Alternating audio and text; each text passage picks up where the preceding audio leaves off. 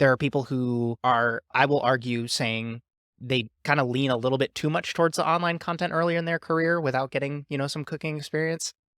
Where does your head go, your take on online content right now in the food space? I entered the industry for different reasons. Like I never entered it for Food Network and fame and whatnot. Mm, My passion and my drive was that visual of the smoke in the kitchen on a busy Friday night service, creating new dishes and seeing, a new dish come to life. All those things were the things that got me into it. We were in Turkey in 2019 and they were kind of like, you need to do more media. Ronnie can take you to India and shoot videos and this and that. And I got so mad. I said, I'm not ready. I really said that I am not ready to do that because I would be a fraud. So when it comes to the online, the content creators, I have a lot of respect for them because they work very hard. They're, working pretty much the same amount of hours that we're working in the kitchen.